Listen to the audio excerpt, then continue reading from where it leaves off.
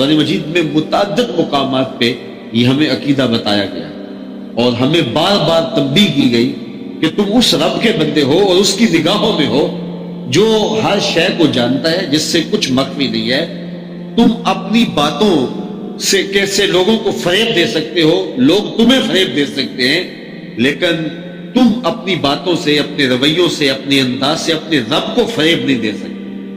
ارا زبیبا نملۃ السودا، کالی رات کے اندھیرے میں کالے پتھر پر جو چیونٹی چلتی ہے اور اس کے مہین سے قدموں سے سینہ سنگ کے اوپر جو لکیر بنتی ہے، جو کسی خوردبین سے بھی نہیں دیکھی جا سکتی، تمہارا رب اس کو یوں دیکھتا ہے جس طرح دیوار چین کو دیکھتا ہے، اس کی نظر سے کوئی پوشیدہ نہیں۔ تو کیا دماغ کی سکرین پہ آنے والے خیالات سے وہ ناواقف ہے؟ کیا وہ تمہارے دل کے اندر جو وسوسے آتے ہیں کیا اس سے وہ بے خبر ہے؟ تو جو تم بظاہر نیکی سمجھ کر کے لوگوں کو تاثر دے رہے ہو کہ یہ نیکی ہے، لیکن تمہارے دل کے گوشے کے اندر کوئی اور منصوبے ہیں، تو کیا تمہارا رب ان منصوبوں سے بے خبر ہے؟ کیا تم لوگوں کو تصنع بناوٹ سے اپنے عمل سے ریاکاری کر رہے ہو اور لوگ سمجھتے ہیں یہ سجدہ کر رہا ہے، لمبی نماز پڑھ رہا ہے، لیکن اس کے پیچھے تمہارا جو خیال ہے، کیا تمہارا رب اس سے بے خبر ہے؟ کہا ایسا نہیں ہے۔ اِنَّهُ يَعْلَمُ الْجَهْرَ وَمَا يَخْفَى۔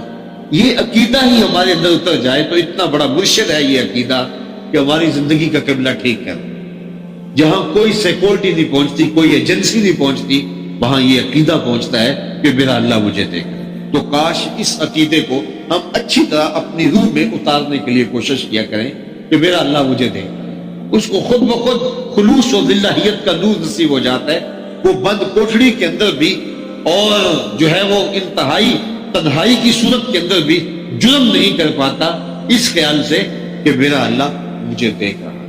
تو یہ یقین ہماری زندگی کا حصہ ہونا چاہیے، اور مومن کی زندگی ہے کہ میرا اللہ مجھے دیکھ رہا ہے۔ اور یہی یقین اور یہی روشنی زندگی کو کتنے گناہوں سے جو ہے وہ محفوظ رکھتا ہے، یہ یقین اور یہ اجالا کہ میرا اللہ مجھے دیکھ رہا ہے۔ اور رسول کریم صلی اللہ علیہ وسلم نے ارشاد فرمایا کہ 7 اشخاص ہیں قیامت کے دن جب کوئی سایہ نہیں ہوگا، ان 7 کو اللہ اپنے عرش کا ٹھنڈا سایہ نصیب فرمائے گا۔ ان میں سے چوتھا شخص ذکر کرتے ہوئے فرمایا وَرَجُلٌ دَعَتْهُ امْرَأَةٌ ذَاتُ مَنْصَبٍ وَجَمَالٍ فَقَالَ إِنِّي أَخَافُ اللَّهَ۔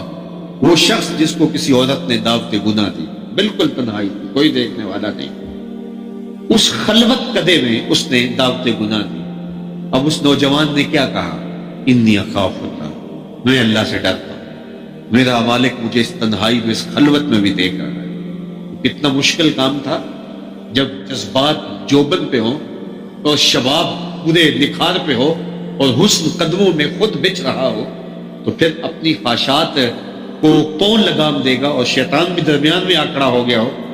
لیکن جس نے اس عقیدے کو اچھی راہوں میں اتارا ہوا تھا تو فوراً اس نے کہا انی اخاف اللہ، میں تیری بات نہیں مان سکتا اس لیے کہ میرا اللہ مجھے دیکھ رہا ہے۔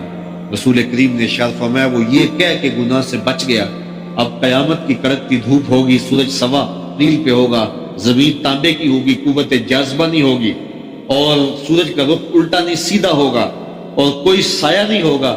ایسے شخص کو عرش کے سائے میں اللہ قیامت کے دن پناہ عطا کہ اس نے یہ عقیدہ اپنے اندر صحیح طرح سے اتارا ہوا تھا کہ میرا اللہ مجھے دیکھ رہا ہے۔ اور آپ جانتے ہیں جب 7 دروازے بند کر کے اور بت کے اوپر موٹا کھیس ڈال کے زلیخا بولتی ہے تلک یوسف اب تو آ جاؤ، اب تو کوئی نہیں دیکھا، تو جناب یوسف کیا جواب دیتے ہیں؟